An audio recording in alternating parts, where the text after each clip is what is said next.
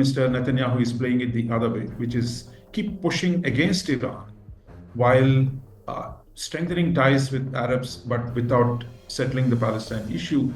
That's the strategy so far to weaken Iran. I think within the framework of regime change, that will suit their interest. The salience, the importance of the Palestine issue has declined.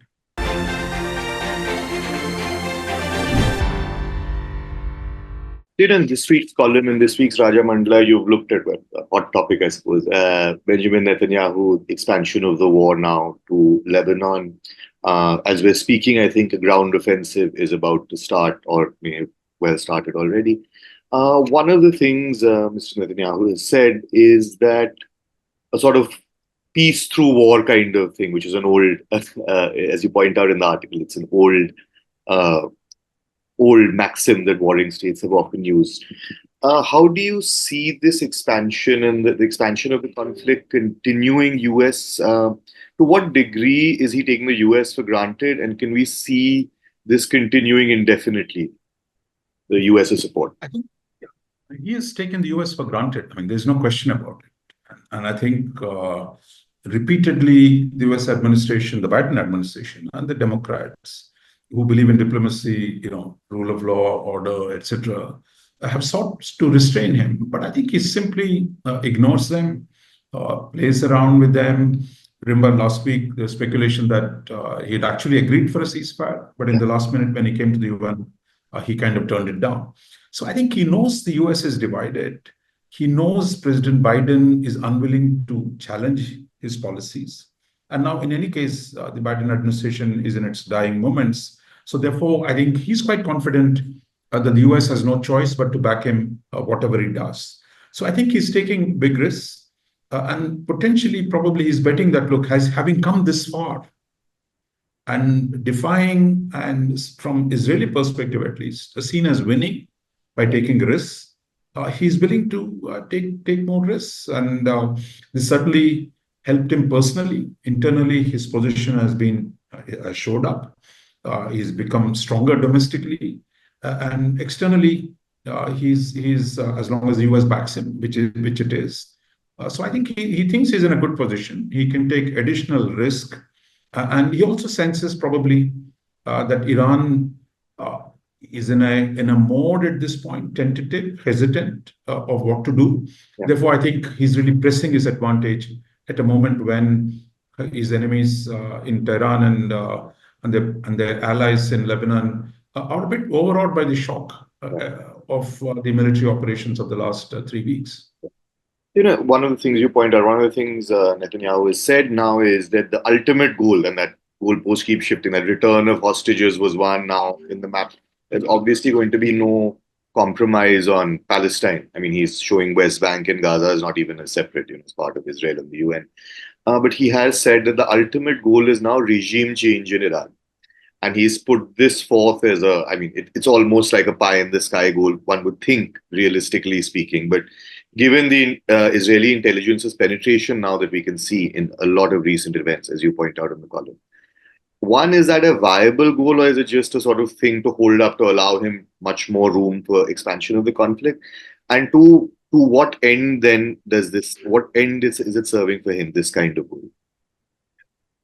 No, I would say from about mid-90s, Israel has seen Iran as the principal threat to its security. And it did not see the Arabs as the problem. That actually, it is Iran and Iran's support for its proxies and the jihadi and militant groups in Palestine, in Yemen, and in Lebanon as the source of the problem. So in a way, they're not veered from the principal position. So what they've done in the last 25, 30 years is really to expand the normalization with the Arab countries, culminating in the Abraham Accords. Of course, before that, they had normalized ties with Egypt and Jordan. So I think what has helped Israel to downplay the Palestinian question is the emergence of a stronger contradiction between Iran and the moderate Arab states. while the moderate Arab states would want a solution on the Palestinian question, Israel knows that the Iranians pose a bigger threat to the survival of the moderate regimes than Israel does. So therefore, I think that has opened up space for greater cooperation between moderate Arab states and Israel, without a reference to the Palestinian question.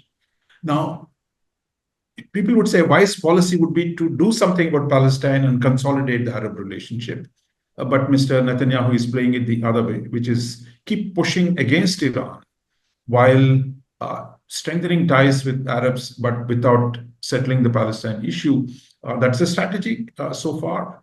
And I think at one point they came very close to normalizing ties with Saudi Arabia, but Saudi Arabia is insisting on some agreement on Palestine. So the question is how much of a finesse there is in terms of between the Arabs and the Israelis on the Palestinian question, and whether he can actually do something so that will keep the Arabs satisfied. But for now, the focus is entirely on Iran. And I think they sense a moment of opportunity in Iran. I think regime change is very hard, even in the best of circumstances. But in this case, I think if they can weaken the regime and create conditions, both using internal divisions as well as external pressures to weaken Iran, I think within the framework of regime change, that will suit their interest to weaken the Iranian government, and that would open space for Israel to do more with the Arab states. So, but going back to Palestine in all of this, one of the things that this entire war has done, and especially the killing of civilians, this prolonged thing, expansion constantly, is that you've left Arab states almost no room for maneuver in terms of going back to Israel. I mean, all the gains of even, say, the Abraham Accords and now IMEC, all of these things are on hold fundamentally for God, I mean, till for whatever. And how do you see, even if it were to say go back to a status quo where Israel is in de facto control of both Gaza and West Bank, and even more harsh, but then does that because these plans are also, all of these accords are very important for India. Does that put that entire region on the back burner for India, or not on the back burner, but the plans that were made on the back burner, at least for now, and the deepening of even Israel-Arab ties? Look, I think if you're a brutal realist, the fact is the salience, the importance of the Palestine issue has declined. Not forget India and others, for the Arab world, that many of them are willing to normalize ties with Israel without a previously held positions on Palestine being met. I mean, that's a reality. Because they face other existential threats. And I think that's where Iran comes in. And I think Netanyahu is taking a full advantage of it. And I think part of the challenge for India is to grow out of its past debates.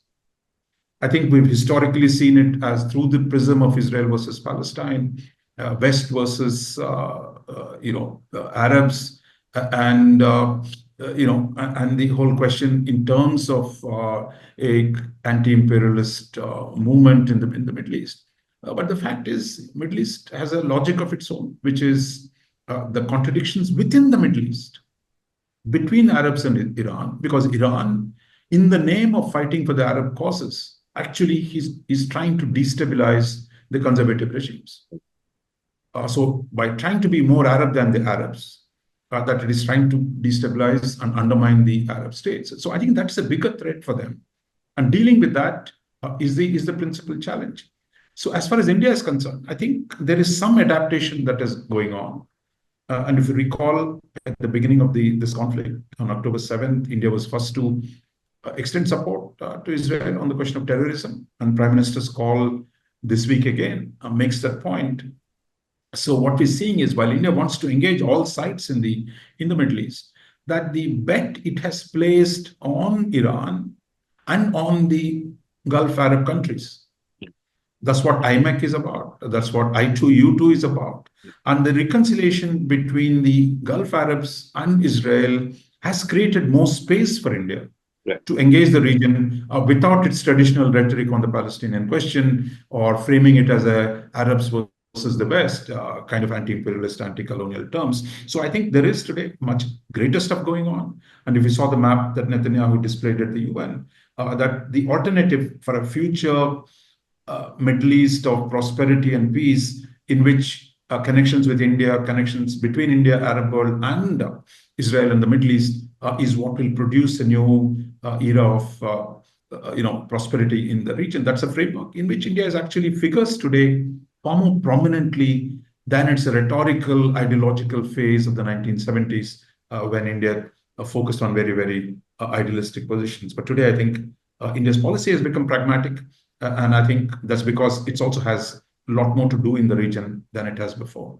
That's a final quick question. Now, if it expands into a ground war beyond borders and extends, which it at least looks like to happen in the short term, we're looking at greater regional instability to a degree that cannot be anticipated now. I think, is Mr. Netanyahu thinking that it will turn out too neatly? These things often, as we've seen with even bigger powers, regime change, ground offensive. Is it in the even medium term? Are we looking at instability and eventually for Israel, of course, because it's very much embedded in it?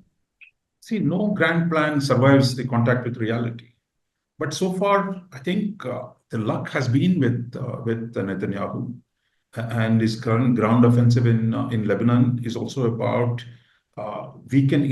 Hezbollah has been weakened, and they hope that a government can be formed of ending the civil war within Lebanon, and a new state structure that can protect its sovereignty, which today, with Hezbollah there, Lebanon had become a dysfunctional state. So if they can create even a modicum of a new state in Lebanon, that would also be a win. But then there's a huge slips between ambition and reality. So it's going to be messier.